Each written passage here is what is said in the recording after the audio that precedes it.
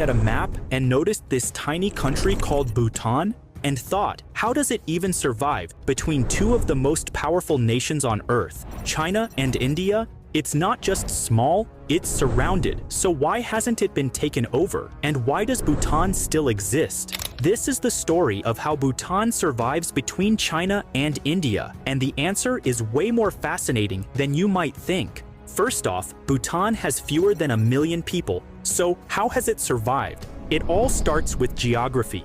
Bhutan lies deep in the Himalayas, just like neighbors like Nepal. Massive mountains act as natural fortresses, making the country incredibly difficult to invade. And Bhutan used that to its advantage. For most of its history, it isolated itself, literally. No foreign visitors, no internet, no social media, until the 1990s and 2000s. And before that comes even earlier history. In the early 20th century, British India had growing interests in Bhutan. But instead of colonizing it, they signed treaties, letting Bhutan remain semi-independent, as long as it consulted the British on foreign affairs. When India became independent in 1947, Bhutan signed a new treaty, one that let it run its own domestic matters, while India advised it diplomatically and protected it militarily. That agreement still shapes Bhutan's foreign policy to this day. So what about China? Bhutan and China don't even have formal diplomatic relations. In fact, Bhutan is one of the only countries in the world that has never officially recognized China's borders.